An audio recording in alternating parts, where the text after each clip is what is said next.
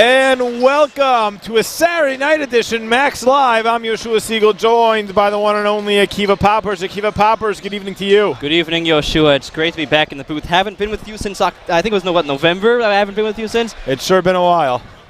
Yeah. And it's a special night tonight. It's senior night, celebrating the careers of 6 seniors. We'll read them out for you. It's Simcha Halpert, Bar Aluf, Tyler Hode, Sammy Mendel, Kevin Boker, and Donnie Katz. What a night. We'll have the ceremony for you in about 3-4 minutes, but let's just talk about them. Let's talk about them a little bit. I would say the biggest two, let's call it Simcha Halpert and Donnie Katz with Bar Aluf, Tyler Hode. These players are really so important. They were the anchors of the championship team 2 years ago. You talk about Tyler, Bar, Donnie Katz, Simcha Halpert, 4 starters from that team. It's a sad night here. Yeah, I mean, you're talking about guys who completely turned around this program. This is a team which has won 43 of their last 49, which is just ridiculous. This is a team which had never won 18, 19 games in a season, did that, made it to the tournament for the first time. Now we're on a 23-game winning streak. This is a program which had struggled for some years, and now it's the best in the Skyline Conference. We're 17th in the country. It's been just an extraordinary turnaround here at Yeshiva University. And again, we'll have that ceremony live for you in just a few minutes. But let's talk a little bit about this season as Yeshiva looks to close the season on a 24-game win streak against St. Joseph's College, Long Island Golden Eagles.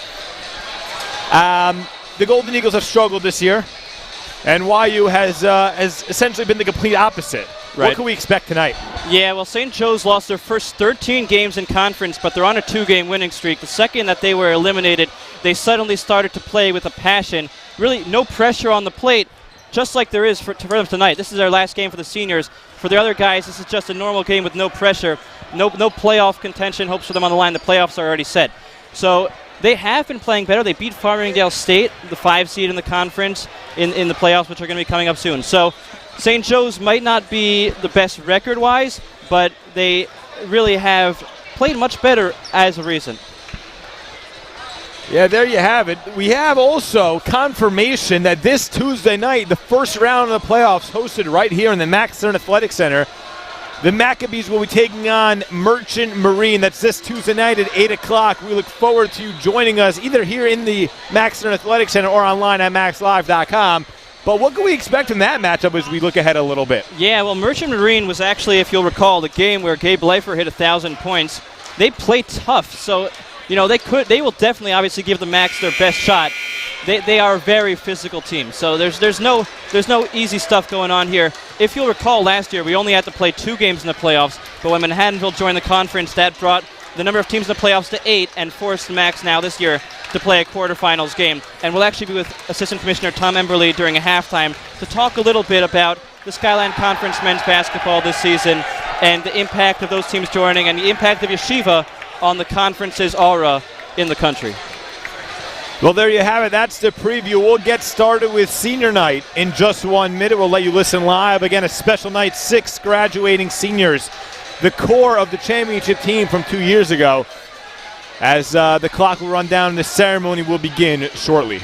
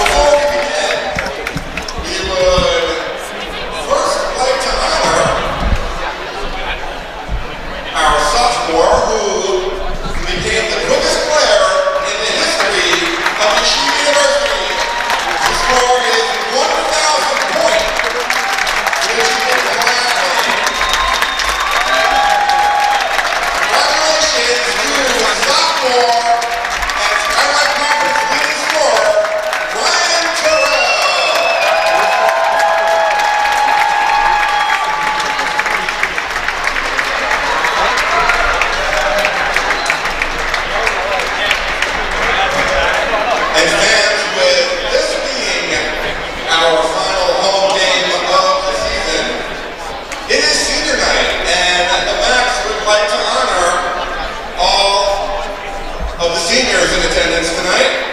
First for St. Joe's College, we'd like to recognize Jonah Caldwell, Doug Matlock, Frank Bazile, Ramor Singh, and Brad Weiss. Congratulations to the St. Joe's seniors.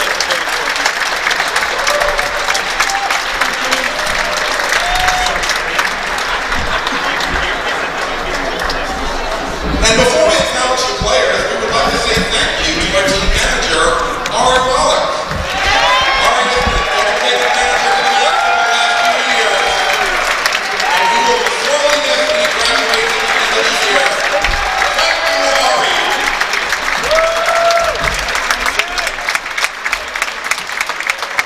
Our first graduating player joined the team in 17-18. He was a member of the Skyline Conference Championship team in his rookie season and played in the NCAA tournament first round game at York. He scored 6 points in just 4 minutes against Mount St. Vincent during his second year, and one of the very best athletes to play for the Max in quite some time. With his parents, Gary and his dad Gary and his mom Yael, his brother Aaron, his brother AJ, and his sister Shelby, from Lawrence, New York, number 30, Sammy Mandel.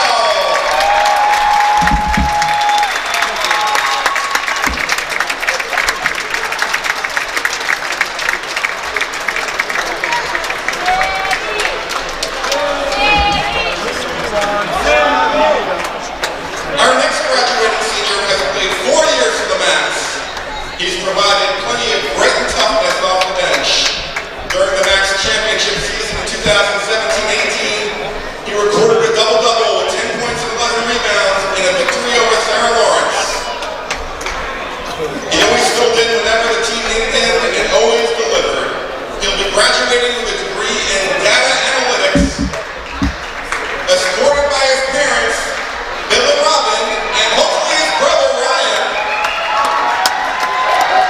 from Lincolnwood, Illinois, number 32, Kevin Boner.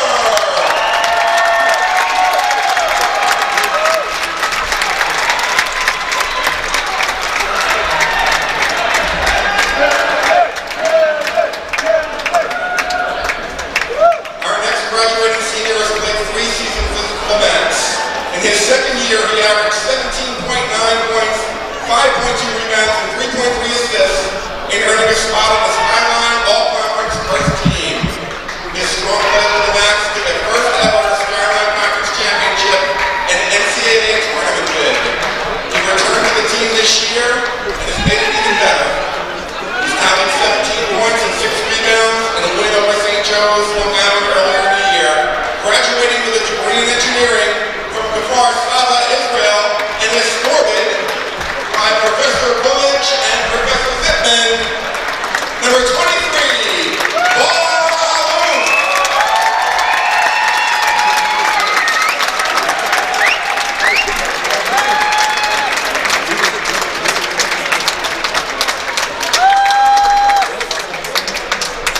Our next graduating senior has played all 4 seasons with the Max. Whether starting or coming off the bench, he has been a key contributor to some of the great teams in school history. He netted 11 points and dished out 4 assists in Yeshiva's Skyline Conference Championship victory at Rutgers College 2 years ago. Perhaps this proudest moment came during his freshman year during the game against Sarah Lawrence College, right here at Max Stern Athletic Center, when he teamed with his brothers and teammates, Jordan and Justin, on the court at the exact same time. Also the son of YU men's basketball alumni, Lior Hode, and nephew of Ayal Hode, he'll be graduating with a degree in marketing. He's being led to the court by his father Lior, his mom Janet, his brother Justin, and his wife Ellie, his sister Sam, and Sam's husband Ben, and his fiancee Avatal,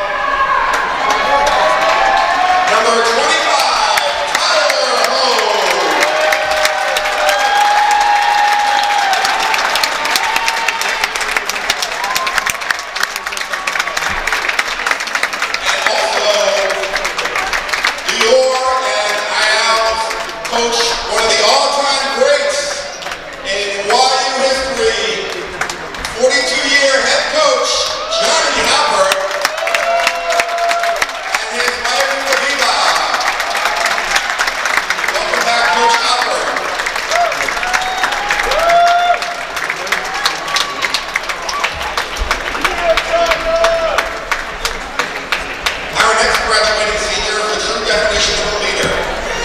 Thanks to his leadership skills the previous 3 years, he earned the rank of co-captain for his senior year.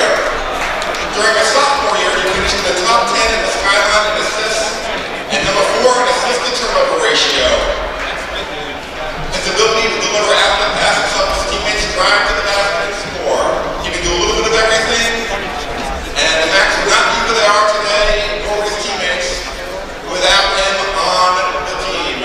Graduating with a degree in management and being escorted by his parents, Ryan and Pesha, and his wife, Rivka, and his brother, Ellie, from Baltimore, Maryland, number 33, Donnie Katz.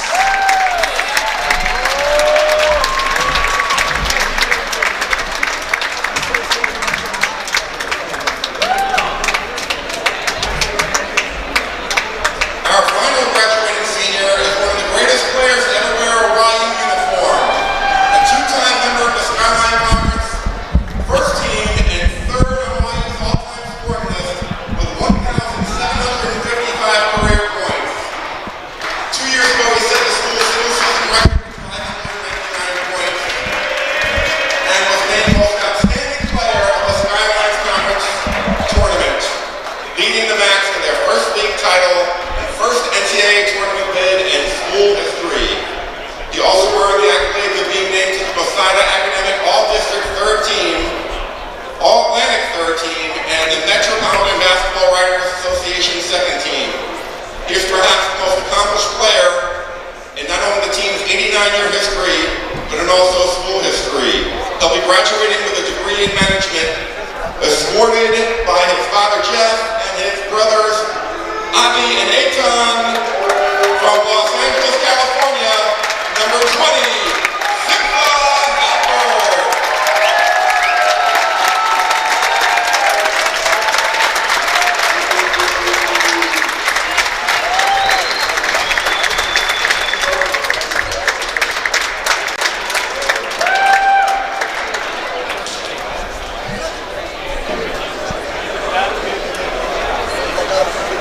All right.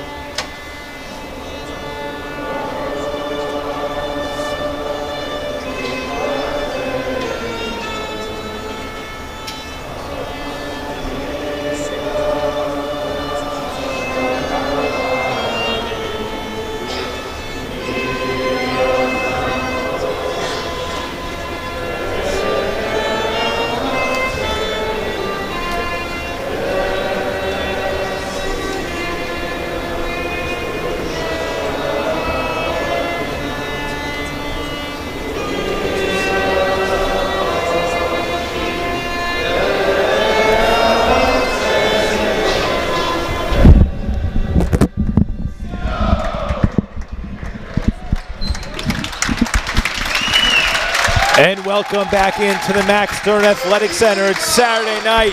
Yeshiva University Maccabees taking on the St. Joseph's College Long Island Golden Eagles. A long title, but I'm Yehoshua Segal, joined by CCO of Max Live, Akiva Poppers. Akiva Poppers, good evening to you once again. Good evening once again, Yehoshua. It is sorting out to be a very exciting night at the Max Stern Athletic Center as the fans start to pile in.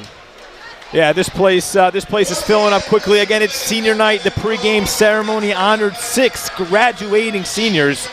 The 6 graduating seniors are Simcha Halpert, Bar Aluf, Tyler Hote, Sammy Mendel, Kevin Boker, and Donnie Katz. Yeah, and if you look at the starting lineup for tonight, it's basically those 6 seniors, except that Sammy is going to be getting into the game later on in the first half, according to coach, unless, of course, something would go wrong. It's Halpert, Aluf, Hote, Boker, and Katz for the Max. Well, there you have it as the starters are announced for the Golden Eagles. Again, we'd like to remind you that Tuesday night, Yeshiva's first home game right here, 8 o'clock, they take on Merchant Marine. Just became official this afternoon. We know there's a bunch of, if you read the articles, if you were in the know, there were a lot of options for who we might end up playing. But at the end of the day, it's Merchant Marine, and we look forward to having you here Tuesday night, 8 o'clock. Get here early. Enjoy a great game as hopefully YU will move on to the Skyline Conference Championship semifinals.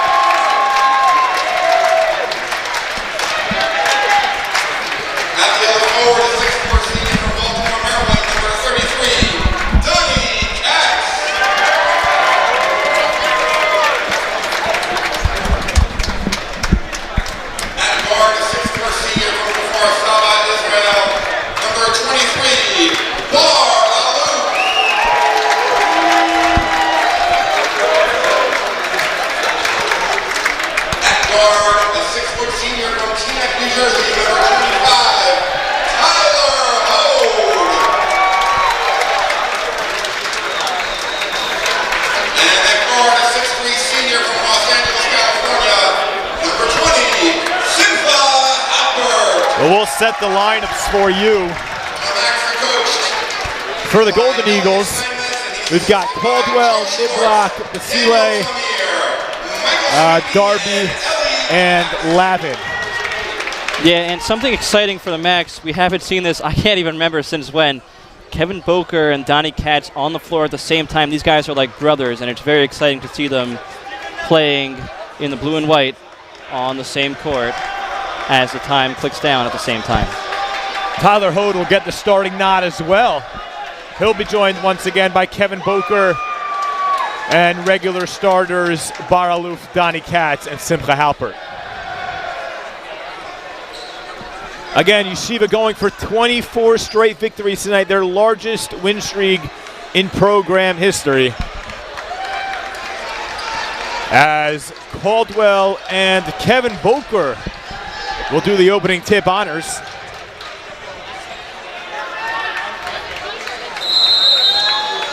And here we go. We are underway here at the Max Stern Athletic Center as the Golden Eagles control. That's Niblock.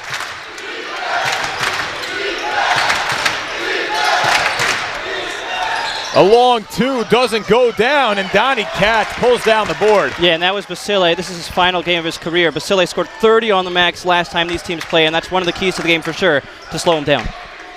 And as we mentioned, Golden Eagles on a 2-game winning streak of their own. Simcha Halpert at top of the key. It's a 3, and it's a little too strong. Yeah, Simcha Halpert settling a little early in the clock, trying to get some points of his own. Usually we see him setting the ball off a little bit before the clock gets towards 15 or 10. That's Darby inside. And a nice play by Frank Basile as he gets the layup to go. And that's what happens when Leifer's not down low. The Max a little bit outmatched size-wise. Yeah, we'll see how long Coach Steinmetz sticks with this lineup. As Bar Aluf now drives the baseline, goes up, and gets it to go. Yeah, beautiful drive by Bar. He's known for those. He's actually quite speedy, very sneakily speedy, driving baseline. It's Niblock. Gives for Caldwell. Lots of passing as Ryan Terrell off the bench chanting some defense, but a nice play inside, and Jonah Caldwell converts the 2. Yeah, Max trying to get the ball down the court quickly, even though they don't have quite a speedy lineup on the floor. Tyler Hode gives her Donnie Katz. Thinks about the wing 3, goes up top for Simcha. Tyler Hode looks like he got bumped, but Kevin Boker able to clean up the mess underneath. He's just so sound, Kevin Boker is. Defensively, he knew where that ball was going to go. He saw that Tyler thought he was getting bumped and was looking for the foul. He knew that ball was going to come short. And Tyler Hode, Kevin Boker, the 2 defensive stoppers for the Max on the floor at the same time. Another rarity, but nonetheless, it's senior night, and we got a tie game, 18 minutes to play. As a nice throwdown, that's Jonah Caldwell again. Big boy dunk. The Max letting those backdoor weak side cuts getting in a little bit early. Tyler Hode for Baralouf. Around the perimeter, goes back to Baralouf. He'll try it with the right hand, and he's fouled by Matthew Lavin. Yeah, and Yehoshua, you mentioned at the start of this game the Max are on a 23-game winning streak. It's incredible just to think about how far this class has gone. Before, a few years ago, we hadn't even gone on a 10-game winning streak in program history. Now we're at 23. And again, credit this class. This was a championship-winning team when they were sophomores. A lot of them, and specifically Donnie Katz and Simcha Halpert, committing to Coach Diamonds, telling them they're going to turn this program around. And they've done just that. Donnie Katz the 3, but just a little off to the left. Yeah, Donnie's shooting about 60% from 3. He usually only takes it if it's wide open, trying to force the big man out of the paint. There he took it slightly contested and came up short. It's Niblock. Niblock pull up from the elbow. He's got it, 8-4 lead as Leifer and Terrell pop off the bench.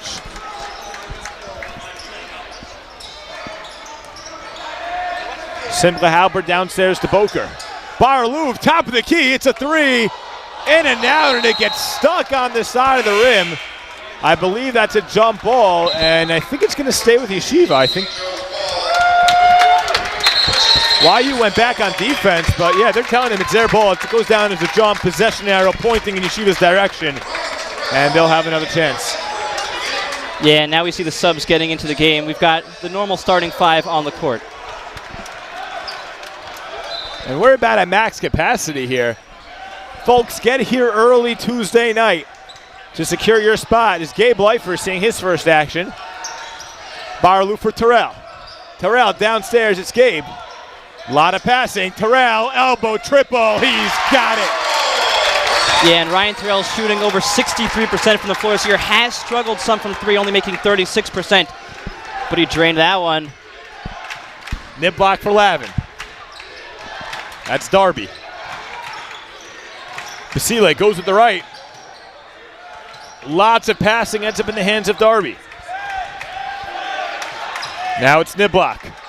Shot clock winding down, goes inside. It's Caldwell, and Caldwell lots of early points on the interior. Yeah, but early in that possession, we saw Donnie Katz sitting in the interior waiting to take a charge. That forced him to take it out, and they only got the bucket with about 5 seconds on the shot clock.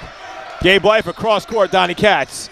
Inside, that's a mismatch. Terrell, lots of size. It's Baralouf, corner 3.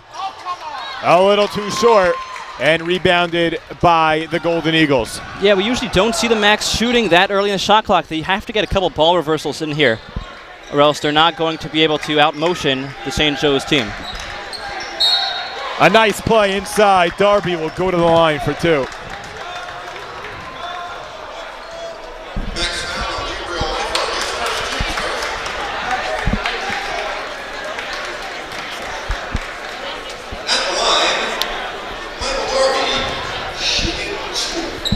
And so far, we've really been able to see the St. Joe's team pass their way around the Max. Not only are they shooting 5 for 6 from the field, they've got 4 assists, which is not necessarily uncharacteristic for them, but a lot to get in 4.5 minutes for a team which is only averaging about 14. Darby will try a second. No good again. Baralouf the board. 15.5 to play. Yeshiva 3-point deficit. Simcha Halper gives for Bar. cross court. Simcha Halpert thinks about it, and now Donnie Katz. Goes all the way around. Simcha Halpert, top of the key at 3. It's no good. Early shooting struggles from downtown continue for the Macs. Yeah, the Macs are only shooting 1 for 6 to start this game. But, of course, that will get fixed up soon. Let's hope as Gabe Leifer grabs the rebound. And Bar Aloof, a little too fancy, turns the ball over. Yeah, his teammates were kind of pulling up, and Bar trying to get to the basket. We apologize for the technical difficulties. We are back. Yeshiva down by 3, 14.5 to play. Inside, a nice play by Caldwell. He's got 8. Caldwell's been cutting to the basket a lot early on. And the Macs really don't have an answer. They're not trailing him at all. Halpert for Katz. Katz, a nice play. Give and go is Simcha Halpert and converts on the interior. A little bit of their own medicine. Basically the exact same play that we just saw from St. Joe's. Lavin controls for the Golden Eagles. It's Darby. Darby, top of the key. It's Niblock. Niblock, a nifty play. Goes inside for Caldwell, but a miss as Yeshiva looks for an opportunity to tie. Gabe Leifer, top of the key. It's Donnie Katz. Halpert for Gabe. Gabe, a huge size advantage and gets rejected by Caldwell. Gabe is 6'5", and Caldwell is 6'5", but Caldwell is apparently much more long than Gabe Leifer. That was a big boy block, something Leifer is not used to seeing. Timeout for the Golden Eagles. It'll be a 30-second timeout. Again, we thank you for joining us. What a night it is. Yeshiva looking to extend their winning streak to 24 games. After losing the season opener, boy, they turned things around quickly. And it has been an historic year, a fun year, a promising year for the future of the program as well, and really just great to be a part of it. Yeah, something you want to hear something crazy, Yehoshua? I mentioned in pregame. Let's hear it. I mentioned in pregame 43-6 the Macs are in their last 49 Skyline games. In their last 45 games since December of 2018, since they lost to Mount St. Mary's on the road, the Macs are 41-4. So that's pretty absurd. Yeah, some crazy numbers that they've just beaten anyone they've come by, and it's been impressive. As Ofek Reef checks into the game for the Macs. Again, another first-year player who's really been a difference maker. Yeah, and the Macs haven't even lost on the East Coast this season. That first loss was at Occidental on the West Coast. Top of the key, it's a 3 a little off to the left for Basile. As Ofek Reef, corner right, Terrell. It's a 3 for Terrell. Terrell's the only one who's been getting stuff to go. We saw Basile moving left off a ball screen. That's what he loves to do, shooting left off those screens. And he is an excellent shooter when he does that. Max trying to force him a little right. Could get him out of his comfort zone. Yeshiva has come back to tie it. An elbow jumper, no good for Niblock. As Terrell looks to push. Gives behind the back for Simcha Halpert. And now inside to Terrell, underneath Donnie Katz. Terrell looking for a foul, not going to get it as the Eagles take it away.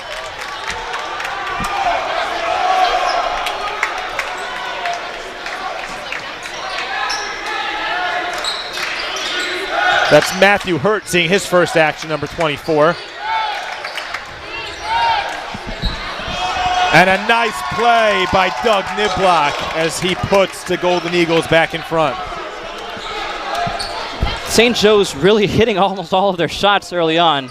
They've come out with a passion knowing for the seniors at least this is their last game. Simcha Halpert, corner 3. It hits, as we like to call it, the rafter. And the possession will go back to St. Joseph College. And I tell you what, last time we were here for senior night, there was an infamous incident with that rafter actually on the other side of that rafters on that side of the gym. Purchase player hitting the rafters off that, and the Macs would end up losing that game, losing the 1 seed. They have nothing to worry about losing the 1 seed here, but they do not want to lose that perfect Skyline regular season record. Niblock, same shot, can't get it to go. As Terrell runs for the Macs. Elbow with Reef back to Terrell. Terrell gives for Halpert.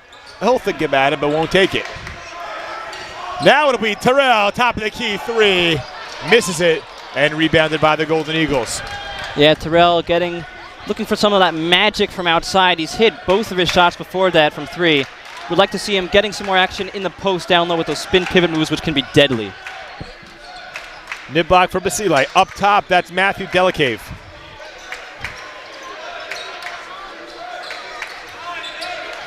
Basile driving, a 1-foot floater, doesn't get it to go as he fades away, but a nice play on the inside by Jonah Caldwell as he finishes up the mess. Yeah, he's been dominating the Max inside early. The Max simply do not have any answers for him so far. Inside, Ofek Reef can't get it to go, but he'll go to the line for 2. A nice pass from Donnie Katz. Yeah, and that's only a second foul on St. Joe's. The Max only have 1. If you look on our nice scoreboard we've got at the bottom of the screen, not a lot of fouls early on for either side.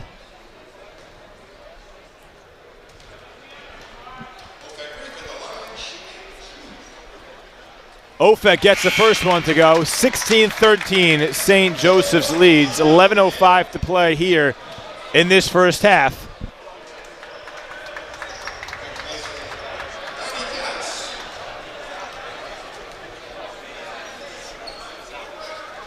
As Ofek Reef converts on the second as well. 2-point lead for the Golden Eagles as Niblock runs the point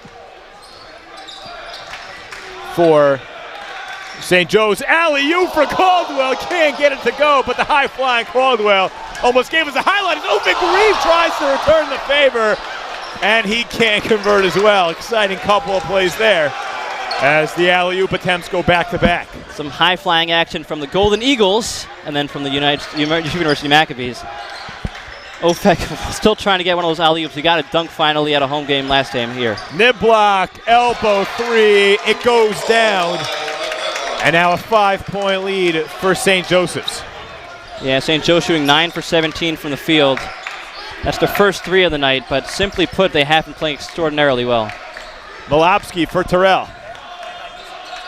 Gabe hasn't been so involved in the offense recently, but Caleb Malopsky comes right off the bench and converts to Jimmy. Yeah, Gabe, it's been somewhat quiet. We've actually seen a couple games recently where he was close to a triple-double and actually got there in assists or rebounds, but not in points. He doesn't really care about points. All that he cares about is getting the dub. Inside, Basile can't get it to go. And rebounded by Malopsky. Under 10 minutes to play. Malopsky for Terrell, a nice size advantage. They almost bring a double, but Terrell, the turnaround baby hook, goes down. Yeah, there's that pivot spin. Simply unstoppable. That's something which Coach Mike Sweetney surely taught him in practice. Mike Sweetney, former Knick, making his impact on the Max assistant coaches here. Niblock, the running floater, can't get it to go. Rebounded by Gabe Leifer. Let's see what happens. Simple Halper thinks about the 3. We'll give for Gabe Leifer. Gabe Leifer up and under, gets it to go, and the crowd goes wild. You'll see that on the highlight reel tomorrow morning. Beautiful up and under from Gabe Leifer. Niblock controls as Yeshiva has taken its first lead of the game. Inside, deflected by Malopsky. Now Ofek Reef out in front. Reef gives back for Terrell. Terrell gets hacked, and he'll go to the line for 2. The crowd was getting ready for one of those slamma-jammas. Pass a little bit ahead of Reef, but I love the Max getting out there in transition on the fast break. And you mentioned the Max taking the lead finally. We haven't seen the Max really have so many struggles early on in games at home in the last month. And we can also note that they didn't have their official starting 5 as they've been going for the last few games to start. But nonetheless, right now they stand with a 2-point lead, 8:49 to play. Eitan Halper comes off the bench for his brother Simcha, and Ofek Reef is replaced. No, he is not replaced. I am sorry. Yeah, and you're looking at a little bit of what you could see next season. Eitan Halpert, Ofek Reef, Caleb Malopsky, Ryan Terrell, Gabe Leifer. This most likely will be the starting 5 next season for the Max. It definitely could be. We'll wait for next year, but we will see what happens. YU up by 3. Basile goes with the right. Up top for Gardy. And a nice play by Michael Darby as he converts the layup to cut Yeshiva's lead to just 1. Reef controls. Malopsky thinks about the 3. Now Gabe will think about it. And Molopsky trying to use his size, goes corner for Halpert, but deflected by Darby on the pass. Yeah, good to see for St. Joe's some active hands. Getting a hand on that ball, Halpert was going to have an open 3 otherwise. Leifer gives for Eitan Halpert. As the shot clock winds down, there's 6. Gabe knows it, top of the key. Halpert, it's a 3. And a little too strong. But a nice effort. Ofek Reeve on the inside. And he converts the layup. Strong effort by Ofek Reeve. Yehoshua, are you sure that Ofek Reeve was only 6'1"? He looked like he was 6'7" on that play. Yeah, took on 3 Golden Eagle defenders. Got it to go. As Darby gives for Caldwell. Goes all the way around the perimeter. Now it's Lavin.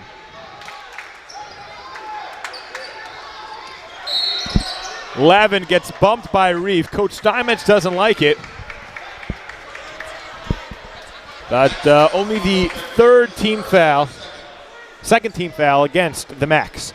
Yeah, he was seeking out that foul, coming off a ball screen, just hitting Ofek Reeve, and Ofek was moving. Smart play by Lavin.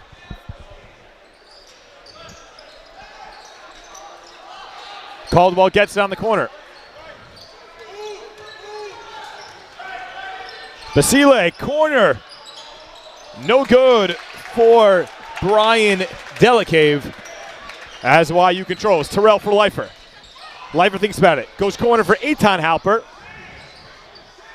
And now back inside for Molopsky. Molopsky the spin, lefty, doesn't get it, but he'll go to the line for 2.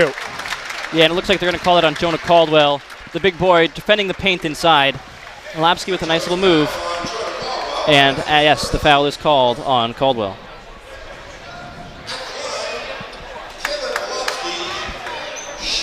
Simcha Halpert getting ready to check back in for the Max as he replaces Ofek Reeve.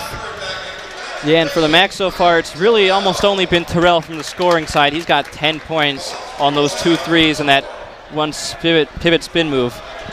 No other player with 4, and something which I personally like to see is a balanced scoring attack when the Max are at home, especially when Sim and Gabe are playing to their full potentials. Niblock for Delacave. Basile for Darby.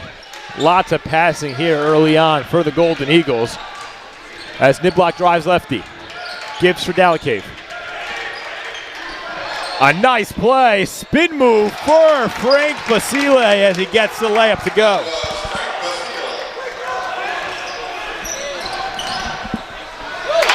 Caleb Molopsky with the answer.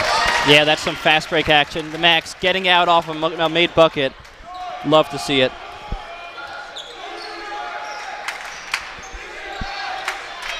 And now a 3 from Darby, way off. That's an air ball.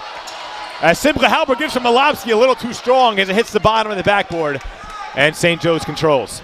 Yeah, a little bit impatient from both sides we've seen these first 14 minutes. Darby just complete settling from way out with the shot clock still having 25 seconds on it. A long 3 from Basile. He gets it to go. My goodness, I'm getting memories of Manhattanville. They had a few guys there who could hit from 35. Basile showing off what he can do. Molopsky inside. And they're calling that a flop, but yeah, they're going to say Darby hit the deck for no reason, but nonetheless, Molopsky couldn't get it to go. As St. Joe's now with an opportunity to take the lead.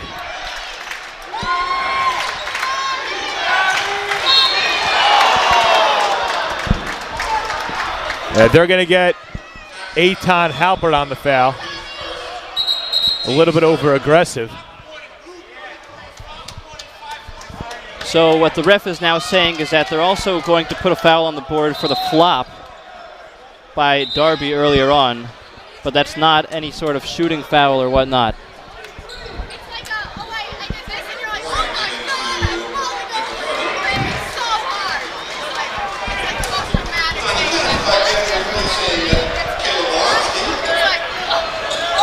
Inbound goes, deflected by Gabe Leifer as Terrell saves. Simcha Halpert, he's got it himself. It's a 3. A little too strong once again for Simcha Halpert. A nice defensive stand from the Max as well. Yeah, and just to correct myself, it's not a foul, but it's an unsportsmanlike you can't flop multiple times in a game. It is a foul at some levels instituted this year, but not a foul at the D3 level. Lavin thinks about the three. He'll give for Darby. Darby, a strong drive, gets it to go, and St. Joe's has the lead.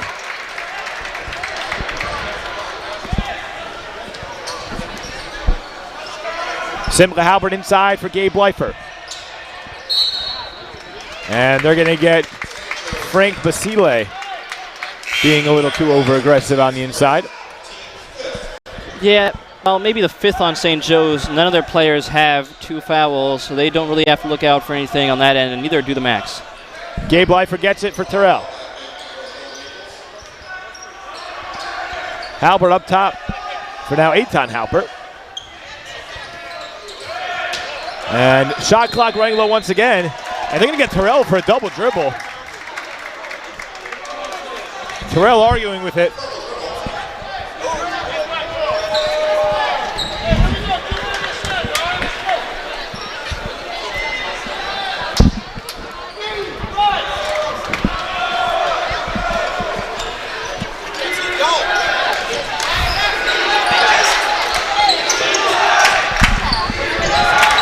It's Niblock. He gives for Caldwell. Playing catch, 10 seconds. We're going to get an offensive. That's going to go against Jonah Caldwell, trying to force himself inside. Yeah, and that's his second. He's going to have to come out of this game for the remainder of this half. 4:14 to play. Yeshiva down by 1. Well, he actually is not going to come out of the game, which is extremely surprising, being that he has 2 fouls. The Max should go right after him. And the next foul will put Yeshiva at the line for a 1-and-1. As Gabe Leifer goes inside for Donnie Katz. Up top, Gabe, long 3. Off to the left, out of bounds. And St. Joe's ball. Yeah, Yehoshua, are you not surprised to see Caldwell still in this game with 2 fouls? It's a little surprising, but as we said, they're riding a hot streak of their own, a 2-game win streak. You know, it's senior night. Caldwell is a senior, probably wants to stay out there. Their last game of the year, might as well let him play. As Basile can't get the layup to go, Simcha Halpert gives to Eitan, and Terrell is down holding his ankle. Yeah, we saw Terrell with a twisted ankle against Old Westbury actually the last time the two of us were on a broadcast, and it does look something similar to that. Yeshiva down by 1.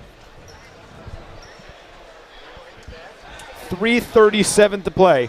Again, we remind you to join us this Tuesday night as Yeshiva takes on Merchant Marine. First round, the Skyline Conference playoffs. Should be an exciting night as YU looks to get their second championship in program history. These seniors, again, as we mentioned, were sophomores. A lot of them played critical roles in that championship run as they'll look to replicate the same thing starting this Tuesday night. Yeah, Merchant Marine, a team which we saw come in here just about a month ago. I mentioned earlier they're a very physical team, and while they may not have a great shooter, they do have someone who can dunk really hard, if you remember.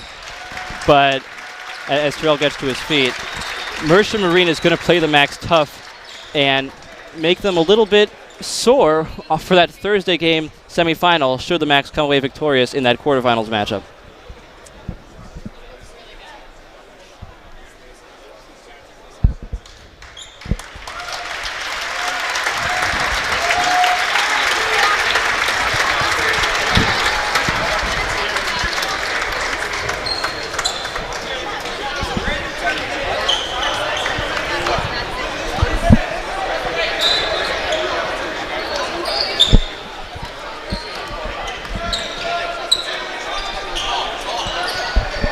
Eitan Halpert goes cross-court for his brother.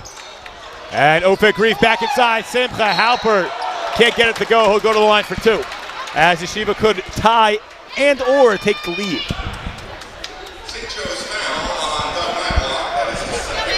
7th team foul against the Golden Eagles. Yeah, so now Niblock's got 2. Caldwell's got 2. A couple of players for St. Joe's who are seniors in their last game staying in with 2 fouls. Simcha Halpert gets the first to go, 28-28, 3:25 to play in this first half. As Simcha Halpert knocks down the second one as well. An excellent free throw shooter. Yeah, we haven't seen the Macs really struggling in a first half like this since they went to Mount St. Mary's, who actually upset Purchase today and is now the 7th seed on the Skyline Conference. Not a great sign, to be honest, as you don't want to have this sort of bad stretch before the playoffs. Up top, that's Lavin. Shot clock running down, just 7 to go. A nice inside pass as Basile gets it to go, count it, and the foul for Frank Basile. Yeah, Basile's been a force shooting. Basile's been a force getting inside. He's now got 9 points. And stay tuned, during a halftime, we are going to be interviewing the Assistant Commissioner of the Skyline Conference, Tom Emberley. Very exciting to have him on the broadcast to talk about the state of the Skyline Conference, the impact which Yeshiva has had on its national aura. Yeah, we look forward to speaking to him as Ofek Reef high flying converts the left. Tie game. Yeah, that's what Ofek Reef gets you. He is fast. He is energious. I will go with that for now. As Niblock gives for Caldwell. A new adjective. Caldwell, elbow jumper, too strong, rebounded by Gabe Leifer. 2.5 to play. Gabe Leifer looks to push. Eitan Halpert goes all the way around lefty, off of Gabe Leifer, but Eitan Halpert somehow retains possession. Simcha Halpert, long corner three, and it goes out of bounds. Yeah, and the shooting woes for the Macs continue. From 3 tonight, they are shooting 2 for 13, which is just inexcusable.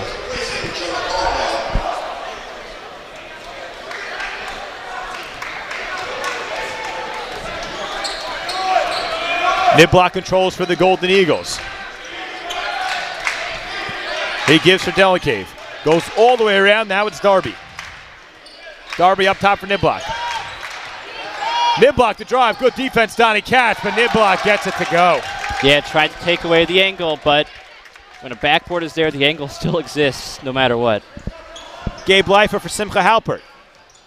Ofek Reef, Donnie Katz, lots of people involved on this possession as Gabe Leifer will body down Basile. Goes up lefty, the floater, little too strong. Nice defense from Frank Basile. Yeah, trying to take advantage of the matchup. Basile just 6'2", but the 6'5" Leifer not able to get the jumper to go. Niblock controls. Now it's Darby. Goes cross, now it's Delicave. Basile trying to take on Reef. He'll pull up from the elbow. No good. Rebounded once again by Gabe Leifer. And with just 1:10 on the clock, the Macs got a chance to get a 2 for 1 here. Gabe Leifer inside, a nice play. And now the opportunity goes to St. Joe's of Long Island to get that 2 for 1. Yeah, let's see what they do with it. As he's going to take a timeout, actually, to talk things over before the first half here. St. Joe's looking good. Again, as we mentioned, struggled a lot earlier in the year, and in the last 2 games since elimination, they've really come alive. Absolutely. They don't really care the fact they were on a 13-game losing streak. They're on a 2-game winning streak. They're riding high. Basile, in his second to last game, scoring 28 on Farmingdale State. This is a team which wasn't necessarily expected to be a top team in the conference this year, but they have a lot of talent. We've seen it tonight, and this could be a signature win for their seniors and just for their program as a whole.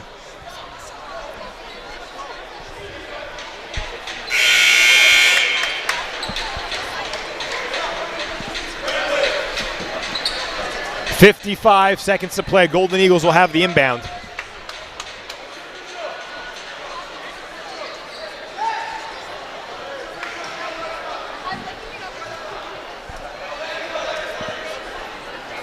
And I'm not sure what the confusion is exactly.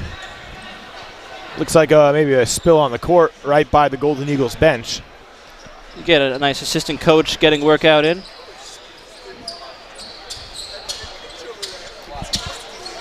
As Niblock tests out the floor, looks like they're ready to go. Ref's checking it out now. And my apologies. Actually, that's head coach Mike McSloy.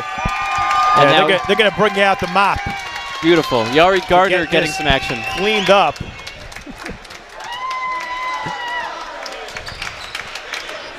We always thank the event staff. They're always wonderful, making sure things run smoothly here in the Max Stern Athletic Center. As again, we remind you to stay tuned at halftime as we have an interview with the assistant commissioner of the Skyline Conference. We look forward to speaking to him. With under a minute now, Niblock controls for St. Joe's. Gives for Dallin Cave. Niblock in the corner. Nice moves against Halpert as he'll pull up from that same spot. I think the last 3 possessions, the shots have come from the left elbow as an offensive rebound. And the offensive rebound only resets the shot clock to 20, so the Max will get another possession unless, of course, there's another offensive rebound. Darby goes in strong. They're going to say it was deflected, looked like a travel as Donnie Katz comes away with it. It's a foul, and Donnie Katz will head to the line for a 1-and-1. So a little bit of an interesting sequence. St. Joe's with an opportunity for a 2-for-1 shooting with about 38 seconds on the shot clock, basically saying, we don't want the 2-for-1, and then they got their own offensive rebound. And now Donnie Katz, an important free throw, trying to get the Max the advantage with 20 seconds to go. As Caldwell will check in, he's been the Golden Eagles' best player tonight, at least so far. He has, and the Max are sending no one to the line, basically conceding the rebound should Donnie miss, and trying to get set in their half-court defense. Yeah, Coach Steinmetz known for not usually putting players at the free throw line. He believes it's an analytical advantage, and listen, analytics speak for themselves. As Caleb Malopsky will replace Donnie Katz for the final 19.5 seconds.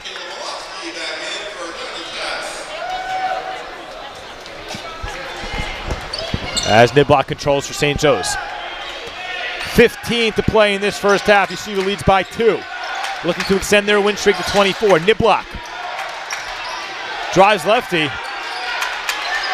As Basile with 3 seconds throws an alley-oop a little too strong, and Yeshiva will get a chance with 2.2 left on the clock. I love that defense, Yehoshua. Beautiful defense, not letting them drive middle. And it looks like the Max are going to take a timeout to set up a play here with 2.2 to go.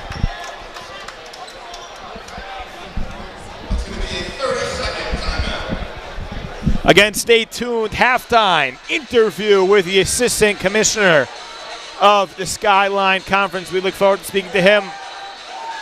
Again, we thank you for joining us here at Max Live. An exciting season. It's always great to share the journey with all of you. A packed house here in Washington Heights. I believe we've maxed out. People waited to get in from the outside, but that just shows what this team has accomplished and how much everyone just wants to be a part of it. Yeah, we've got some standing room only spots on the staircase at the far end. Some people sitting on the staircase towards the middle. Our area is about as packed as we can handle.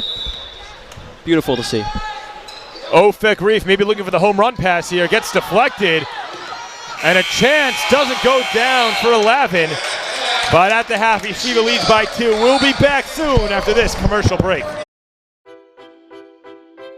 If you're living with pain that affects your quality of life, we're here to help.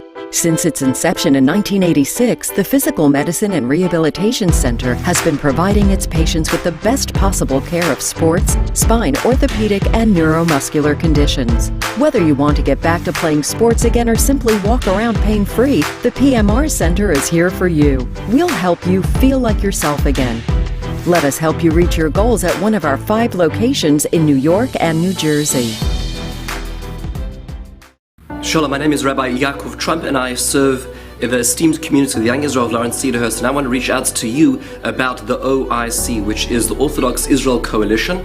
And perhaps you have not heard about this yet, but right now is a critical moment for the World Zionist Congress. The voting for the World Zionist Congress for its delegates begins on January 21st, 2020, and there is a large slate for the Vote Torah Party, which is under Mizrahi with the auspices, working together with the OU, with YU, with the RCA, with Amit, with Torah College, with Bnei Akiva and Torah Mitzion, as one one coalition saying that when it comes to agenda setting in the Jewish world, whether it be in Israel or in the diaspora, those decisions, those votes should take into account the growing Torah community, which is what we are part of. In order to be able to do that, we have a large slate of leaders from across the world, and specifically in America, it's the opportunity to vote. I encourage you to find out more, to take a look at the slate of almost 500 leaders for the OIC, and take a moment to vote and make a difference. Have a fantastic day.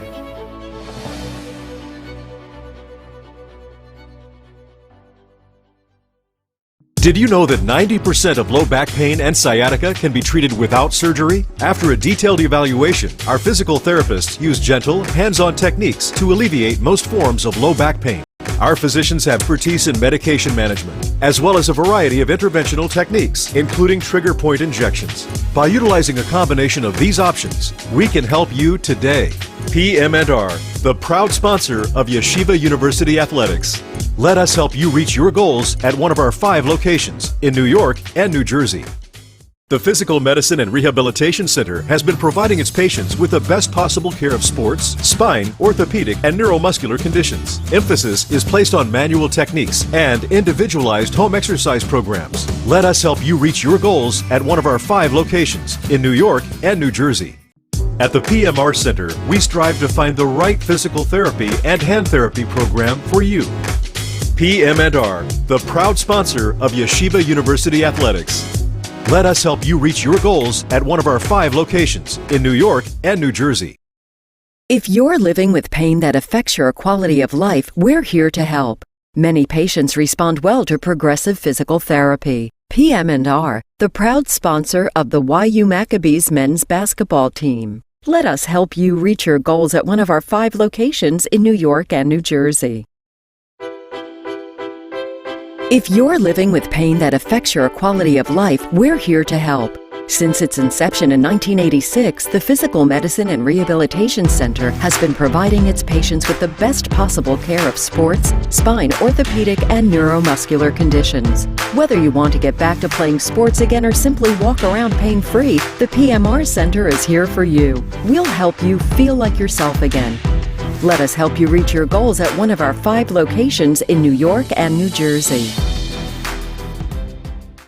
Shalom, my name is Rabbi Yaakov Trump, and I serve the esteemed community of the Young Israel of Lawrence Cedarhurst, and I want to reach out to you about the OIC, which is the Orthodox Israel Coalition.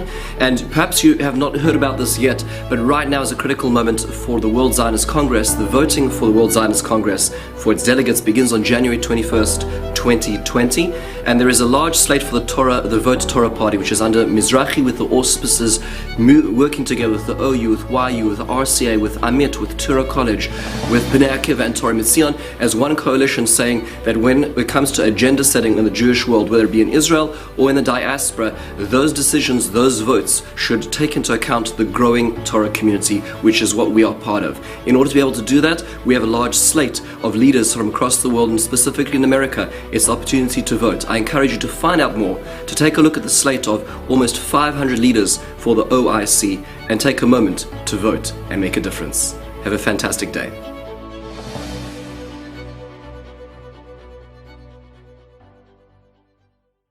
Did you know that 90% of low back pain and sciatica can be treated without surgery? After a detailed evaluation, our physical therapists use gentle, hands-on techniques to alleviate most forms of low back pain. Our physicians have expertise in medication management, as well as a variety of interventional techniques, including trigger point injections. By utilizing a combination of these options, we can help you today. PM&R, the proud sponsor of Yeshiva University Athletics. Let us help you reach your goals at one of our 5 locations in New York and New Jersey. The Physical Medicine and Rehabilitation Center has been providing its patients with the best possible care of sports, spine, orthopedic, and neuromuscular conditions. Emphasis is placed on manual techniques and individualized home exercise programs. Let us help you reach your goals at one of our 5 locations in New York and New Jersey. At the PMR Center, we strive to find the right physical therapy and hand therapy program for you. PM&R, the proud sponsor of Yeshiva University Athletics. Let us help you reach your goals at one of our 5 locations in New York and New Jersey. If you're living with pain that affects your quality of life, we're here to help. Many patients respond well to progressive physical therapy. PM&R, the proud sponsor of the YU Maccabees men's basketball team. Let us help you reach your goals at one of our 5 locations in New York and New Jersey. If you're living with pain that affects your quality of life, we're here to help. Since its inception in 1986, the Physical Medicine and Rehabilitation Center has been providing its patients with the best possible care of sports, spine, orthopedic, and neuromuscular conditions. Whether you want to get back to playing sports again or simply walk around pain-free, And welcome back to the Max Stern Athletic Center. It's Saturday night. Yeshiva leads by 2 at the half against St. Joseph's College Long Island Golden Eagles. A long name, but nonetheless, Yeshiva put together a nice first half.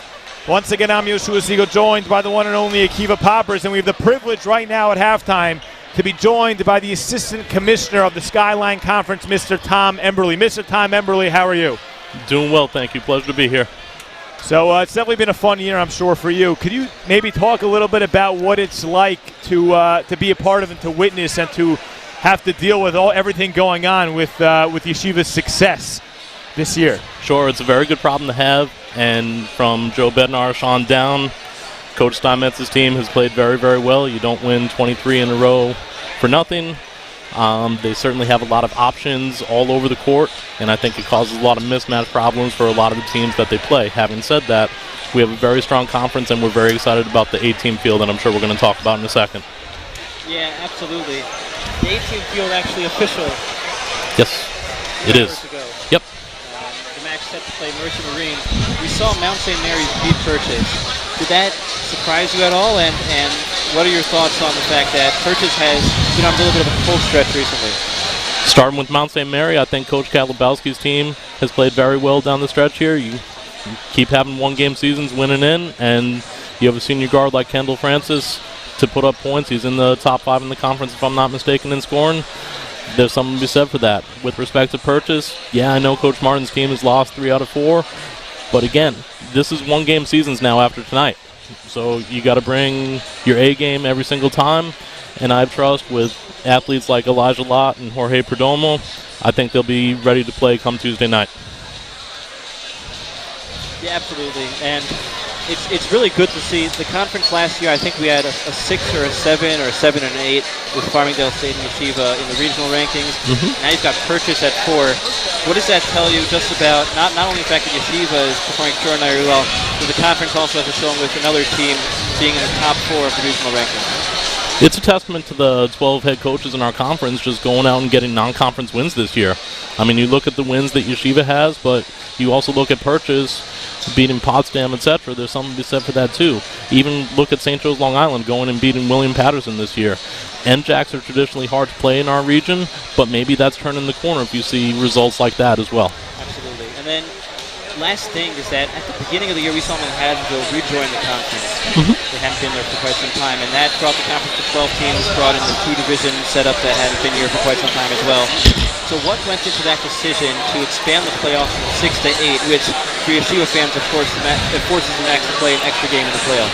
Sure, so I know the coaches have wanted to expand the field for a long time. Ultimately, the decision doesn't rest with the head coaches of each sport. Otherwise, you could imagine how that would go across the board in all of our sports.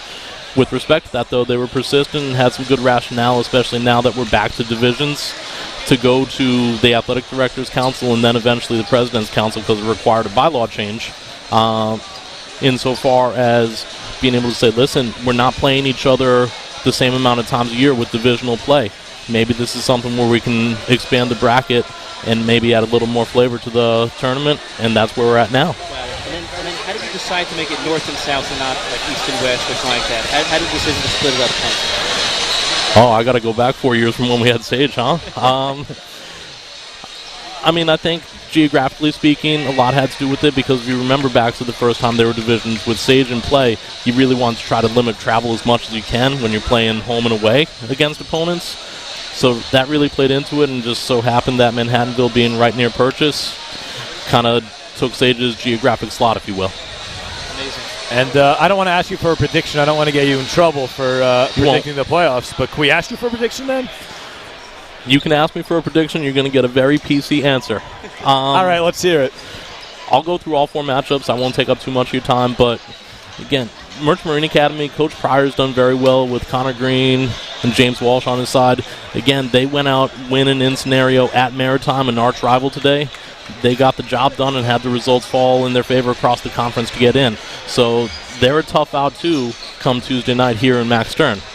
On the other side of that, with respect to a potential semifinal opponent, Farmingdale, you've got shooters like Schenkel and Kennedy when he's on, and Old Westbury is a very senior-laden team with Marquez and Lane Washington. So again, one-and-out scenarios, you really never know. On the other side of the bracket, looking at Sarah Lawrence, Manhattanville, it's interesting. Both matchups in that side of the bracket are matchups that were contested today, and they got to go back and kind of have a one-off again on the other side. So Sarah Lawrence causes mismatch problems with Jamaluddin, Anya, but Manhattanville can shoot the lights out, and Granda and company showed that today at Sarah Lawrence. They're going to have to bring that as well when they go and play at Kennedy Gym in Purchase on Tuesday night. And last but not least, Akiva referenced it before with Mount St. Mary beating Purchase today, and it's going to be a redo on Tuesday night. Kendall Francis, can he bring his A game and get his team to where they need to be? But you're going to have mismatch problems trying to guard Lott and Perdomo at the same time. So I think we have a very good 8-team field. And think of it this way too, gentlemen. 6-10 is the record of our 8th place team, or our 8th seeded team. So I know Yeshiva has the 15-0 record coming into the second half here and all that in the conference, but there's a lot of parity. If you look at 3 teams at 11-5 are our 2 through 4 seeds, and it took a 3-way tie at 6-10 to break out Merchant Marine and get them into the field. So I expect a lot of good basketball. You're not going to get a prediction from me. I value getting my paycheck every couple of weeks. Having said that, I think a lot of people have a lot of reasons to be excited heading into Tuesday night. And it should be an extremely exciting Skyline Conference playoffs. Mr. Tom Emberley, we thank you for joining us. We will have the second half action for you right after this.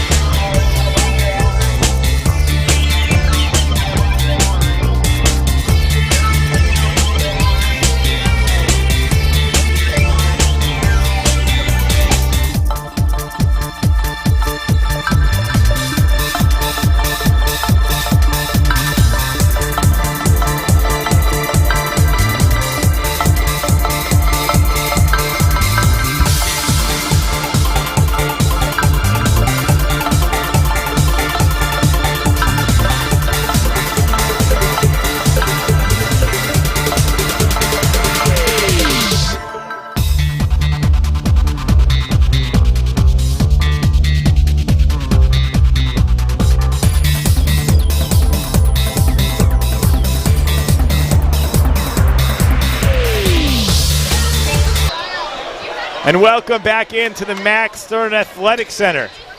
An exciting first half. Yeshiva leads by 2, both looking to extend their win streaks. Yeshiva to 24, the Golden Eagles to 3.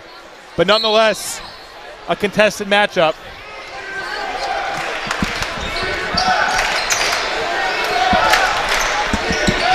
As Caldwell controls for the Golden Eagles. He'll get for Niblock, and Caldwell going to get called for a carry. And Ball going in the Max direction. Yehoshua, it's good to be back. That was an excellent interview with Assistant Commissioner Emberly during halftime. Good to have him on air. Yeah, we thank him once again for joining us as Bar-Aluf gives her Ofek Reef starting the second half. Simcha Halper for Bar-Aluf. Aluf, Simcha Halper, give and go with Gabe Leifer. Boy, there's a lot of ball movement here as Bar-Aluf goes up with the right. Can't get it to go, but he'll go to the line for two. Correction, they're going to call that on the floor, actually, not on the shot. And it's just going to be an inbounds for the Max.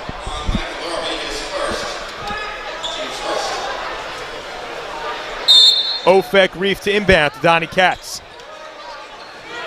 Goes all the way to the corner. Bar-Aluf thinks about the three, but he'll give for Simcha Halpert, who takes it, and he's got it. We know Simcha Halpert loves this side of the court.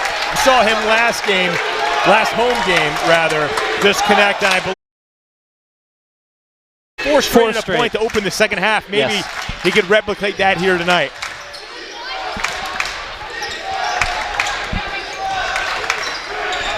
As Lavin gives for Darby, trying to answer, no good as Simcha Halpert pulls down the rebound. Yeah, and the shots from outside haven't fallen for Darby so far. He's been all right inside, though. Gabe Leifer inside for Donnie Katz, but can't handle it as the Golden Eagles will get the ball back. Yeah, that was a nice find, though, from Leifer with the bounce pass. Love to see it. Donnie wants that one back. It's Darby. Gives for Caldwell. And Caldwell throws it out of bounds, not on the same page as Basile. Yeah, and a lucky fan receives a prize. Fortunately, no one getting hurt. We've seen that actually in the past. Bar-Aluf controls for the Max. Again, a lot of movement on this offense. As Simcha Halpert gets it back, he'll try again. And just a little too strong, but Donnie Katz, strong play. Can't come up with it. Yeah, Donnie was boxed out, but that was a long rebound, and he almost was able to pull it in one-handed, but just could not get it. Basile gives for Niblock. Caldwell against Katz, up top. Niblock, a series of moves, he'll take the jumper, no good, as Gabe Leifer comes down with the rebound. That's Gabe's 9th rebound as the ball goes off of Lavin and Yeshiva will retain possession. Yeah, another one of those plays trying to get the ball on a bounce pass to Donnie. That one was active hands for St. Joe's, which knocked it out of bounds. Gabe Leifer not able to get it to go as Niblock comes away with it. Yeah, Leifer's been struggling from the field, just 2 for 6 tonight, only 4 points, been somewhat shut down so far by the Golden Eagles. Niblock corner for Darby. Back to Niblock, guarded by Leifer. Caldwell likes the inside. Good defense by Katz, but a better shot by Caldwell as the Golden Eagles will take a timeout. Yehoshua, what do you think the Max really need to do here in this second half to get things going? Obviously, their shooting has been off. They're still up by 3, but what have you really seen that has been the negative for the Max, which has not allowed them to pull away so far? Well, again, there's been a lot of passing, but we know what YU does best is moving. They love to move, and I think if they do a little more of that, they'll find that open man, and eventually, this team will start knocking down those shots without a problem. Yeah, we love that off-ball movement. It's a unique offense, not one which is very common in D3. It creates a lot of issues for opponents who are really not used to seeing it. It's very difficult to prepare for. But if the Max aren't able to knock down their shots from downtown, it's not going to be as effective as it could be on a hot shooting night. Max only 3 for 15, just 20% from 3 so far tonight. Yeah, they're going to look to fix that as Yeshiva will break the huddle. And just an exciting time to be a Max fan is all I can say as I look on at this crowd. Max capacity, people struggling to get in the doors. Yeah, I heard a rumor that the seats on the staircase you're not allowed to sit on, but apparently you are allowed to sit on them because we have seen that done today. I would estimate about 1,000 fans in here right now. Simcha Halpert to inbound, 7:22 to play in the second half. Yeshiva leads by 3. Gabe Leifer as the Golden Eagles now go into a full court press. And Yeshiva breaks it nicely. Bar-Aluf for Donnie Katz. Bar-Aluf gets it back. He's doubled. Reefs now drives, strong drive. Can't get it to go right off the rim, but Gabe Light for the offensive board. He'll reset. As Simcha Halpert gives to Bar-Aluf. Inside to Donnie Katz. A nice cut by Simcha Halpert and right on through. Simcha Halpert with the backdoor cut. Yeah, there's your off-ball movement for the Max. Leifer with his first offensive rebound of the night. He's got 10 total. And the Max trying to do something here. Niblock alley-oop, but Caldwell can't finish the layup on the inside as Bar-Aluf runs. He'll take it himself, goes righty, counted in one, Bar-Aluf. Yeah, this team not known for its middle drive, this team not known for its transition play. Bar-Aluf says, I do not care. He just goes right down the middle in transition and has a chance to finish off the three-point play. And the Max with their largest lead of the night, it's 7. Bar-Aluf with a chance to make it 8, and maybe this is the point of the game where you can get on a little run and sort of, put this one away early. Yeah, no player for the Max has more than 10 points. It'd be nice to see one player on this court just take over this game. Could be Sim, could be Ofek. We've seen Gabe do it, of course, in the past. It could be anyone. That's the beauty of this team. As Darby drives against Gabe. Darby can't get it to go, and another rebound by Gabe Leifer. He's got 11 on the boards. Ofek Reeve, high fly, converts the layup. Yeah, I called him energist early on. That's not a word, but it's true. Ofek Reeve, I love getting out there on the fast break. Basile, defense chance to rein in as Basile underneath. Can't get it to go. The ball rolls around, and Ofek Reeve looks to run. Surveying his options, gives for Gabe Leifer. Gabe Leifer stuck underneath, gives out for Bar-Aluf, goes all the way around. Ofek thinks about it, gets bumped, and they're going to say it's on the floor. As nice ball movement almost led to an exciting play for Yeshiva. Yeah, and that's the third foul on Caldwell, who we mentioned late actually on in the first half. He had 2, and he was kept in the game. Caldwell, a senior, 15-40, barring overtime left in his career. Simcha Halpert. Again, lots of ball movement as Halpert controls once again. Step back 3 from the elbow. No good. But they're going to get a foul on the ground as Gabe Leifer just too much to handle. It's the 4th team foul, which is 15:26 to play. And it's going to go against Frank Basile. That's his 3rd. Yeah, they got him going over the top on Leifer, who powered his way, boxed out beautifully, getting the offensive board. Brian Delacave checks back in for the Eagles. Ofek Reef to inbound. Gives for Donnie Katz. Katz inside to Halpert. Leifer, strong move, gets it, counts the bucket for Gabe Leifer. And that's the 4th foul on Basile. Leifer powering outside again.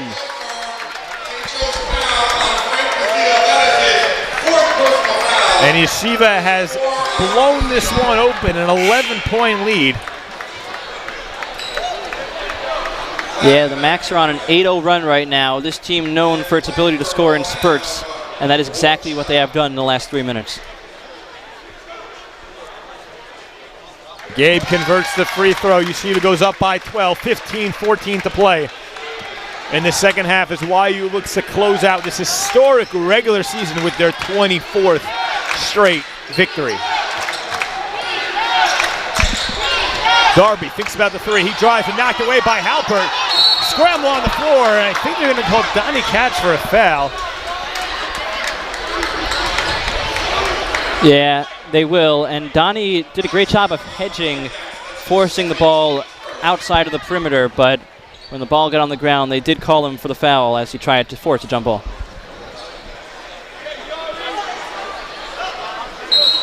And we'll get the court cleaned up in just 1 second as Ofek Reef checks out, replaced by Eitan Halpert. Coach Steinmetz has to like what Ofek Reef did to open that second half. Yeah, Ofek Reef playing already 17 minutes in this game, basically starter time for the freshman. Darby for Delacave. Now it's Niblock. Lavin, cross, Darby, top of the key, 3. Doesn't go down, rebounded by Gabe Leifer. Eitan Halpert running the point for Yeshiva. They're going to get Gabe Leifer for a carry. He can't believe it. But a turnover nonetheless for the Macs. Yeah, the Macs in recent games have struggled with their turnovers. It really hasn't been bad so far tonight, especially the passing has been on point.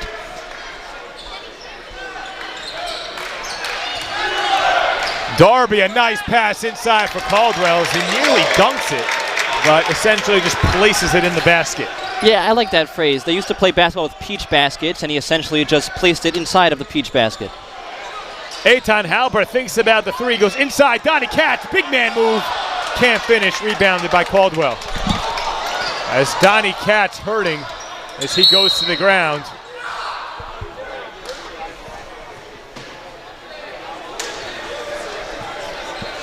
YU with a 10-point lead, 14:03 to play.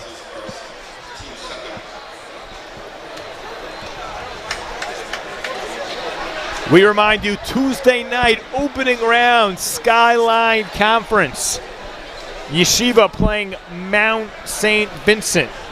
Excuse me, Merchant Marine, that was a mistake, but they're playing Merchant Marine. That just became official a little before game time.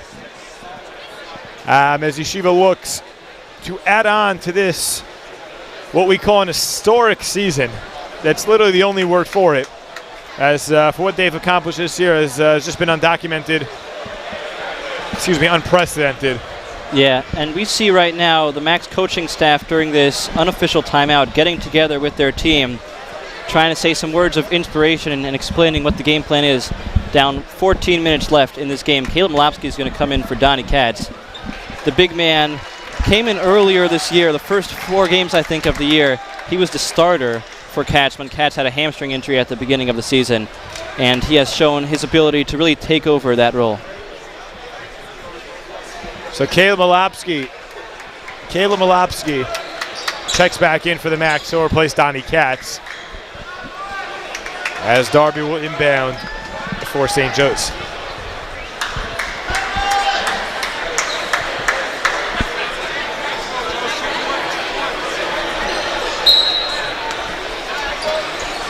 Darby for Niblock. Lavin controls, now it's Delicate.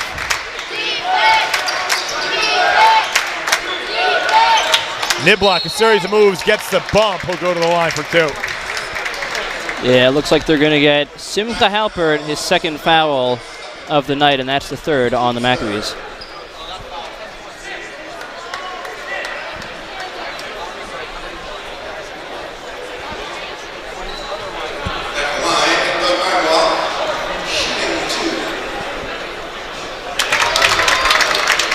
Gets the first one to go, cuts this YU lead to just 9. And Yehoshua, Simcha Halpert so far in this game, just 1 for 8 from 3.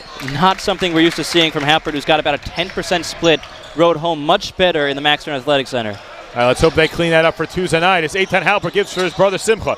Inside, Malopsky left hand and a nice play from Caleb Malopsky. That's what I call crisp passing from the shooter to the big man. Niblock works against Halpert. Caldwell for Niblock. Niblock turn around, Jimmy doesn't go, but Caldwell, the offensive board, goes up with the left and gets it to go. Yeah, Caldwell's been a force down low. That's his 3rd offensive rebound of the night. He's got also 4 defensive rebounds, but mostly on the offensive glass, which he has been crashing. Leifer, they're going to get him for an offensive. As Darby hits the deck, lots of boos raining in here, and I don't blame him. Looked like a little bit of a flop. Well, they called St. Joe's for a flop earlier in this game. Refs didn't see it there. St. Joe's bench is pumped up. They're only down 8 with 13 to go, and they've got some momentum going now. Yeah, let's see what they do with that. As Basile gives for Caldwell. Swings around for Delicate. Now Niblock. Basile, the tough jumper from the baseline, gets it to go. Yeah, and we see Basile in the game with 4 fouls. Coach McSloy going after this momentum, putting his best player in despite that foul trouble. And they actually changed the 3 to a 2 from the corner for Basile. Gabe Leifer now thinks about the 3. Inside for Reef. And he gets it to go. A nice play on the inside from Ofek Reef. That's some basketball IQ there from Ofek Reef, not trying to get any fanciness going on. Saw that he was not going to be able to slam it down, so he just sat down and went up for 2. Lavin gives for Niblock. Niblock, the 3 rejected by Eitan Halpert. Niblock gets it back. He'll pull up from mid-range, and he's got it. Yeah, Eitan doing a great job of contesting that shot, something which the Max have struggled with so far. And we're going to get a double technical against Niblock and Halpert. Halpert can't believe it. As they were running down the floor, Niblock was in Halpert's face, and Halpert kind of tried to shrug him off, but they're going to get him for a double T. Now both players have 3 fouls, and the foul totals 5 and 6 for Yeshiva and St. Joe's, respectively, with 12 minutes left. At this point in the first half, each team had 1 foul, Yehoshua. Now it's 5 and 6. And let's see. Halpert still matched up on one another. Coach Steinmetz not happy bad. He's giving an earful to the ref. And tough to blame him.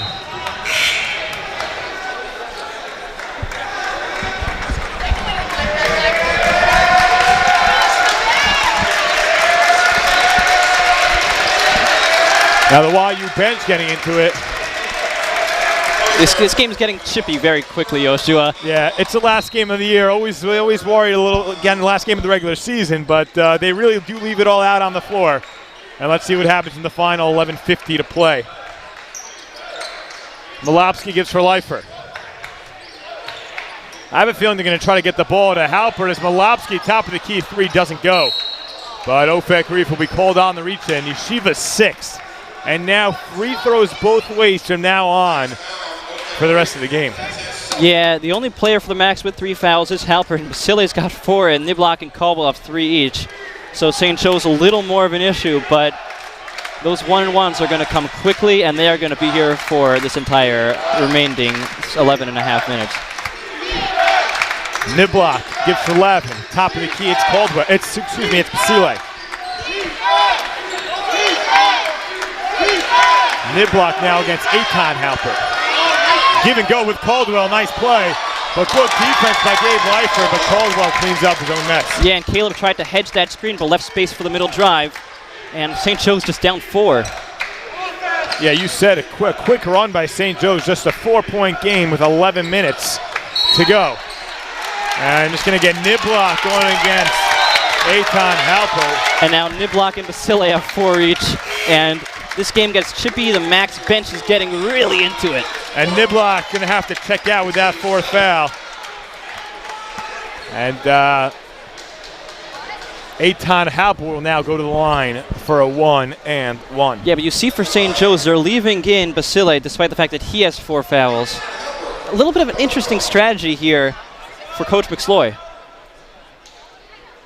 Eitan Halpert misses the first, and that's all he'll get as Lavin controls for the Eagles.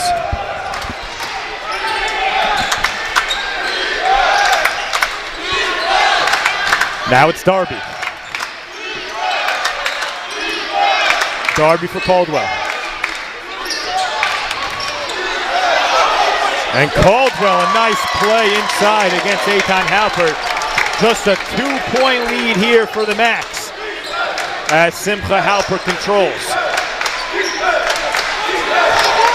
Gabe Leifer going 1-on-1, can't get it to go. And I think they're going to get Matthew Lavin for an over-the-back. Looked like he reached over the shoulder of Gabe Leifer. And Gabe Leifer, I believe, will go to the line. No, it's Simcha Halpert going to the line. I guess that foul was away from the ball. Yeah, that's a team rebound for the Max. It's not a rebound by Leifer. St. Joe's is a little bit upset, but it's going to be Halpert who is going to be shooting the free throws.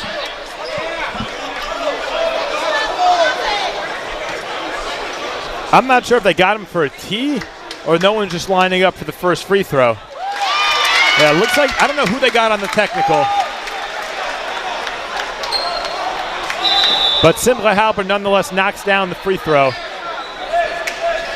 And now Eitan Halpert will trigger in. Yeah, you're right. That was technical, but the foul was a personal foul. So I am, just as you are, quite confused. Nonetheless, Ofek Reef will give for Simcha Halpert. A long three from the elbow, too strong. And Delacave grabs the board. Yeah, Sim just does not look right tonight. I think he's 1 for 9 now from a 3. That was just ugly. Hopefully he fixes that up for Tuesday night. If he can't do so in the last quarter, here's Ofek Reef. Breakaway and the almost slam as the ball leaves his hands just a little early. Yeah, he sends Caldwell behind him, but Caldwell was sitting back on that play, not wanting to foul. Ofek may be in a little bit of an unsure state as to what to do, whether he should lay it up or dunk, and he ended up doing neither. Basile, the long three, no good. As Malowski comes down with the board. 3-point lead at 9.5 minutes left to play as Gabe Leifer goes inside. And a nice move by Gabe Leifer, and Coach Steinmetz takes a time out. Yeah, good to see Gabe Leifer establishing his presence down low. He's only got 9 points on the night. In fact, he's on double-double watch and almost double-double guarantee at the 14 rebounds, 9-point mark right now.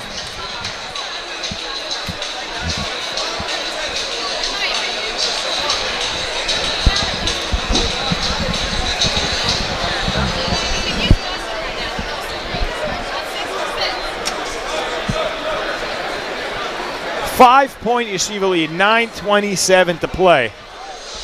What's been an exciting matchup for a game that a lot of people thought the Max would just run over the Golden Eagles. The Golden Eagles have showed up to play tonight.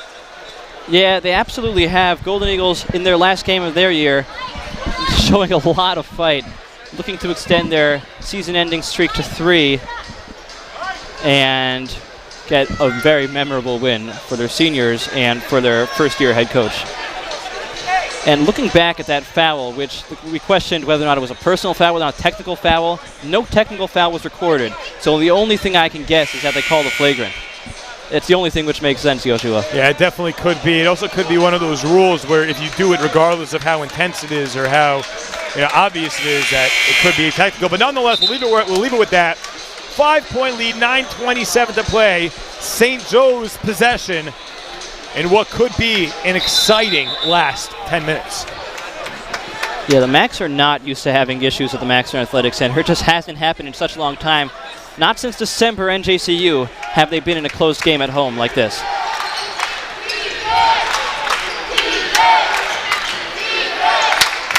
Caldwell for Niblock. Darby working against Gabe Leifer. Good defense, but a foul called against Leifer, and Darby will go to the line for 2. Yeah, that's a third on the Leifer, who has to be a little careful, but I shouldn't have that much of an impact down the stretch, hopefully, for the Max. Darby shooting 2 for St. Joseph's.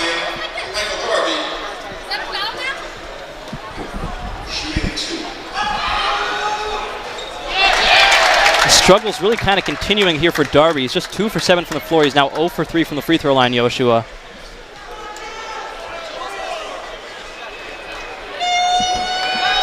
We hear some chicken noises going up, but Darby hits the free throw.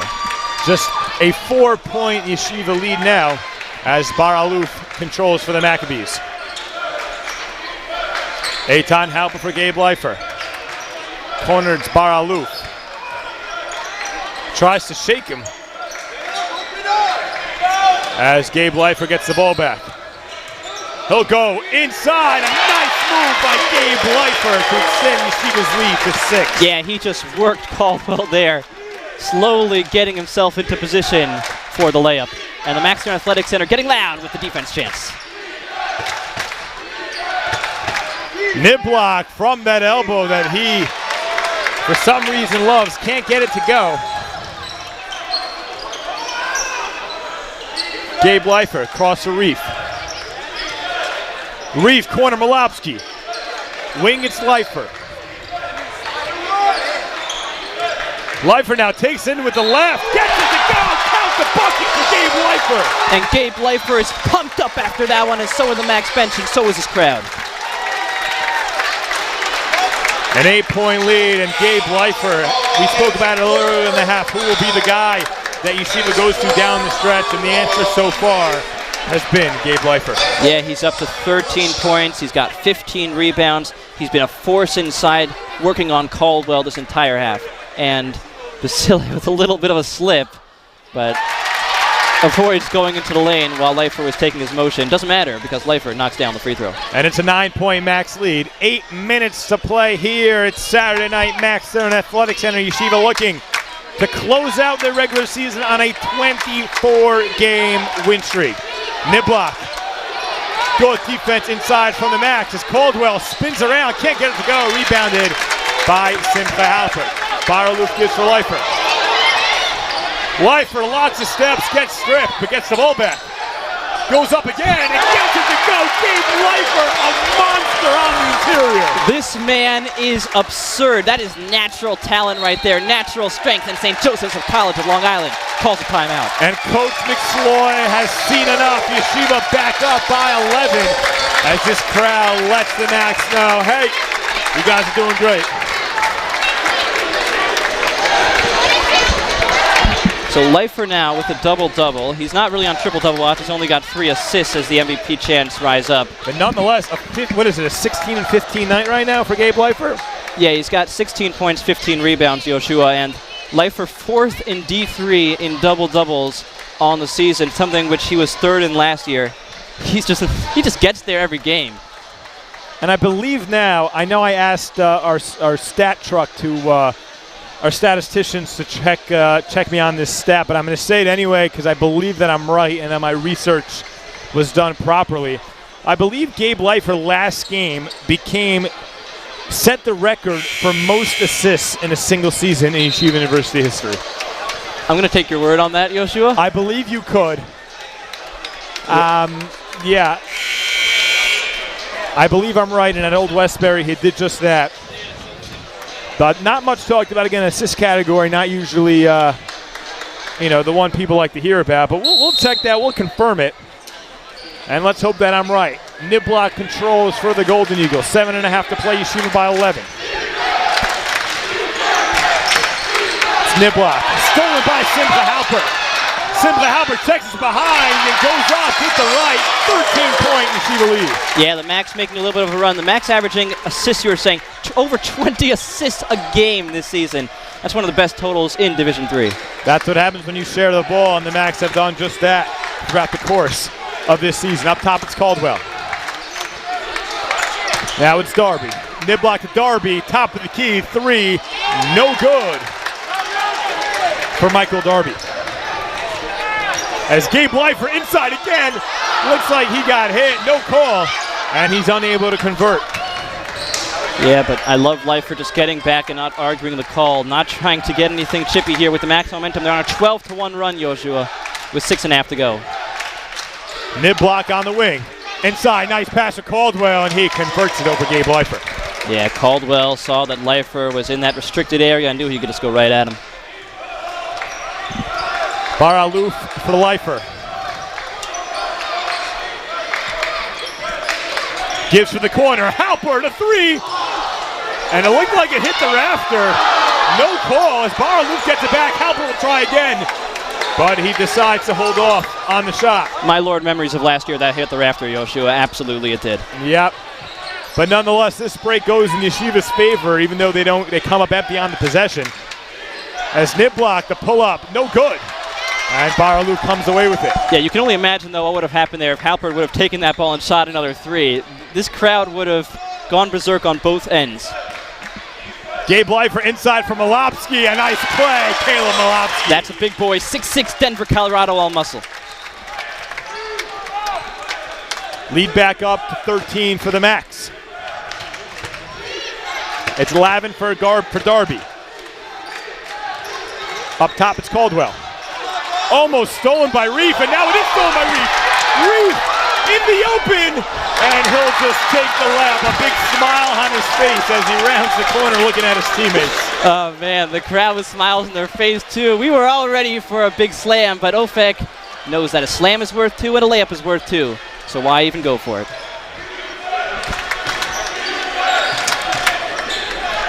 Basile working against Reef. Up top for Niblock. Niblock, a nice feed to Caldwell, but can't convert it. Gabe Leifer running for the max. He gives for Halpert. Halpert thinks about the wing three. Now he'll take it. Simcha Halpert buries it. And that's a dagger. St. Joe's last 6 minutes, only 3 points. The Max are on a 19-3 run, and they call timeout. And Yeshiva has blown this open to an 18-point lead, 4.5 as the fans get on their feet for the Maccabees. Yeah, Halpert before that was 1 for 10 from 3. But when it matters most, he knocks one down. His second 3 of the second half. As it looks like Sammy Mandel on senior night, the senior himself will check into the game. He's got the warm-ups off. Let's see if he'll come in or it'll be a few more minutes. But he'll.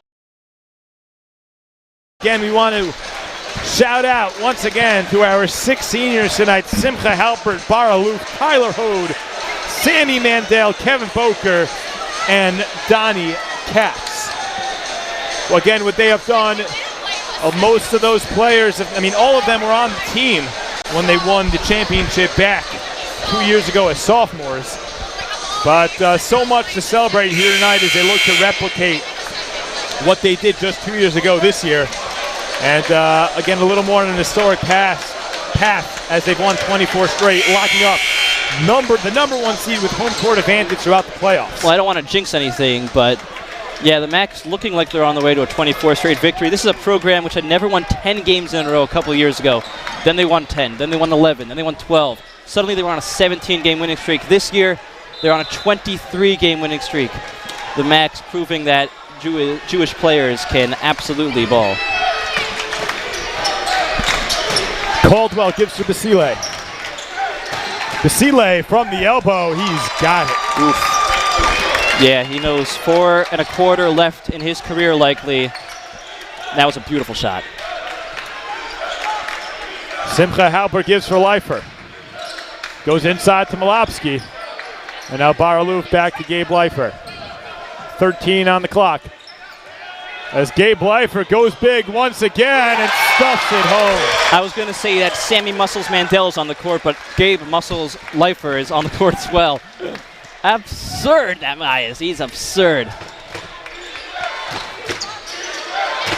Sammy Mandel draws the defensive assignment, but Basile able to knock in the triple. Yeah, he got Sammy moving right. Basile loves shooting going left. Leifer looking for Malopsky, who's got the size advantage, and he's held underneath by Darby. 9th team foul against St. Joe's, and Malopsky will head to the line for a 1-and-1. I'll tell you what, the Macs do not have a football team, but if they did, Malopsky would be starting tight end. Absolutely. That man, he is just so strong. He was telling Gabe, hey, just throw it up there. I'll come down with it. Don't worry about it. As Malopsky can't connect on the free throw. 3:20 to play. Yeshiva by 15.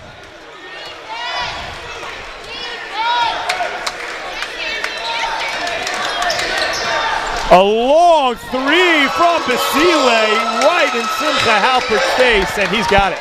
Yeah, I was talking with Coach Steinmetz. Do you think that Basile last game, he's going to try to go off? He said Basile's probably just going to play like he normally does, which does usually include going off when he needs to. Malopsky tries to answer, can't do so as Niblock comes away with it. Macs have to be careful here. They're only up by 12. There's 3 minutes to go. Can't be taking, even if they're open shots with so much time left on the shot clock. And a couple times this year we've seen them fold. They're not give up, but just play a little loose towards the end of the game. They got to tighten it up down the stretch here. Rejected by Gabe Leifer as Basile hits the floor. Oh my Lord. Bar Aluf, top of the key, it's a 3, and he's got it! And you can call that a ball game. Bar Aluf. I thought Sim hit a dagger a few minutes ago, but that was pretty good too. Niblock, the righty drive, and they're going to get Sammy Mandel as he knocked the ball away from Caldwell.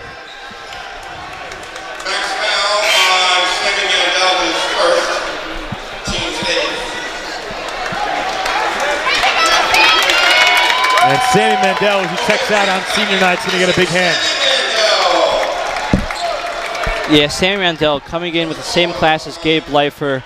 These guys came in, the Macs were struggling for a playoff spot. They went 11-1 down the stretch, sealed a 4 seed in the Skyline Conference, defeated Farmingdale State in overtime, defeated Purchase, went to York, did not win in the tournament, but an outstanding stretch, which all happened with Sammy and Gabe coming in. Caldwell connects on the first. Connects on the second as well. Cuts this Yeshiva lead to 13 as Matthew Lavin will check in, replacing Michael Darby.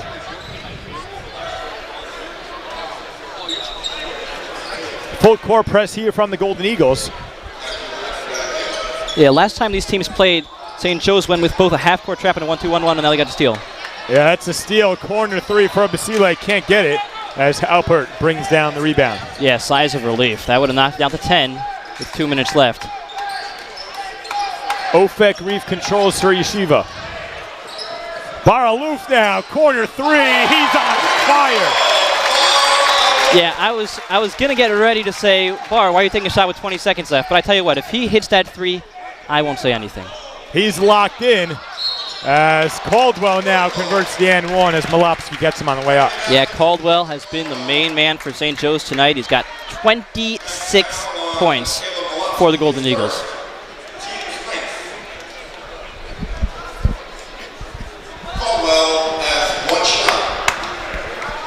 Caldwell looking to convert the 3-point play. Make this lead just 13 once again. He does just that. 1:46 to play, Yeshiva by 13. Looking for a cleaner inbound this time as Halper goes to Gabe Leifer. Cross court for Reef.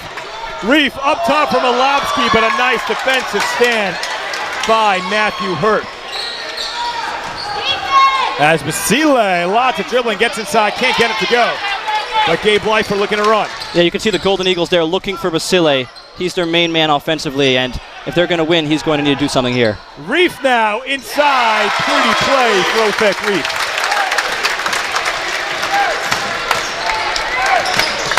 .115 to play. Niblock, a heave, no good. And Basile can't get it to go. Nice board from Simcha Halpert. Yeah, I love the effort from Basile, though. Gabe Leifer back up top for Simcha Halpert. Baraloo 15 on the shot clock.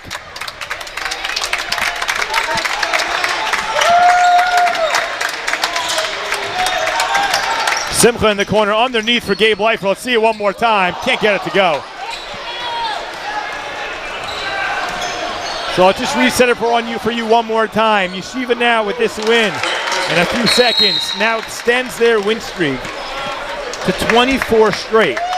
This Tuesday night, please join us as Yeshiva starts their championship run once again against Merchant Marine.